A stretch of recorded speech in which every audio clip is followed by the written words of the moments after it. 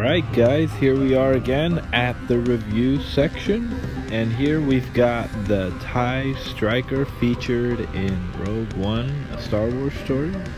This is in fact the first time we get to see the TIE Striker. Never seen it before.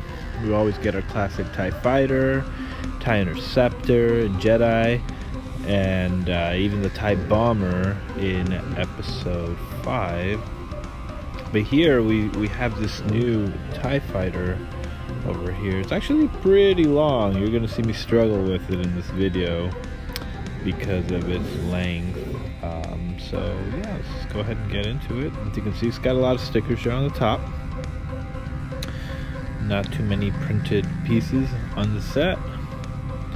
And one of the features I really liked is that little light blue look to the TIE Fighters. See right there, you see another piece there. As you can see, I'm moving around with the camera. So right there we've got the top hatch for the cockpit.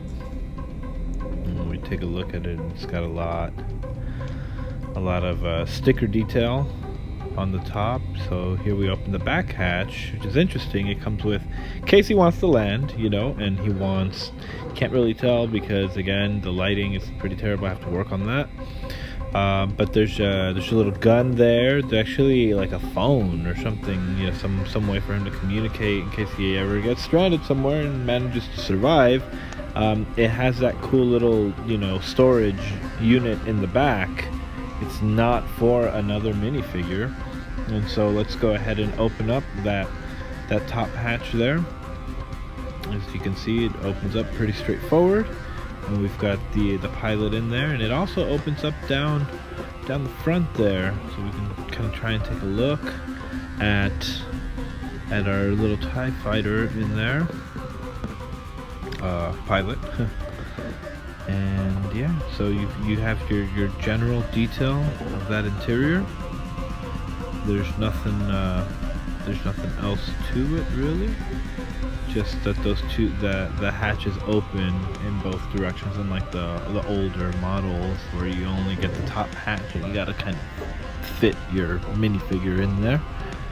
So there you have the cockpit opening, and so here we've got this comes with 2 spring-loaded shooters, and unlike other sets, it's not much hidden. Actually, you don't have to push any, you know, other concoction. It's just right there out in the open. So if you are holding it, you have to just be careful where you're holding it from. Make sure you don't accidentally tap them, which can be annoying, but I mean, they didn't want to add that detail where you have to push a particular button. It's probably because the wings itself hide them. So here we've got there, we can move the wings up into attack position, and that's how the TIE Striker would look, I'm assuming, in its fighting position. So that's actually a cool detail to see the wings move around like that, and they lock in place, so it wouldn't disturb you much. Yeah, I'm gonna be bumping into the camera quite a bit. So there, so there you have the TIE Striker in its attack position, and so that little latch in the back is what pops it into place. Very sturdy wings, they don't wobble around a lot, so that's actually pretty cool. So let's just go ahead and take a look at our first minifigure, and that would be the TIE Pilot. This is a classic. We've seen this many times. Of course, Disney, or Lego I should say, likes to add maybe just a little more details. So he only has one face. He's got some details on the back. This dress there, and we've got the front. Of course, they add their detail, and this thing doesn't focus correctly, so please excuse that. Let's go ahead and put his helmet back on. Really cool looking helmet. I've always loved the TIE Pilot helmet. They always look really great. Such a classic design. Yeah, no, focusing isn't possible. All it's doing is changing the lighting for you there. Not that I don't know if it's helping much as far as lighting is concerned, but that is our pilot. And let's see what we have next there. Just block him in place, put him back, and go on and shoot down some rebel scum. Now we've got your classic Imperial ground crew.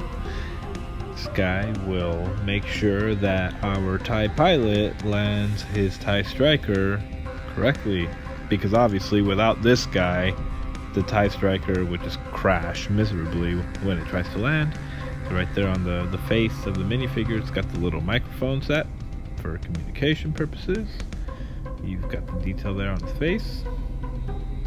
And then you have his helmet right there. Doesn't cover much of the back of the head, but hey, it's all the Empire could afford, so have at it. And on to our third minifigure, we are introduced to the Imperial Shore Trooper. That's right, not a Storm Trooper, a Shore Trooper. And there they use two pieces to combine his gun right there, kind of like a more dramatic effect to it. Introduction to the Star Wars universe. We've never seen a Shore Trooper before, and he also comes with only one face and his cool helmet right there for you. Blends nicely with the sand. And we go on to, I believe, our last minifigure, and that's just your generic Rebel Trooper in the Rogue One movie. And there, for effect on the gun, they only added that tiny little piece to it. You've got some detail on the back of him. You have your classic Rebellion helmet that we've seen before, and he does come with two faces, because let's face it, those rebels, they were full of emotion in this movie. There's a lot going on. And so that completes our little review section. Hope you enjoyed this video of the TIE Striker featured in Rogue One. And yeah, see you guys next time.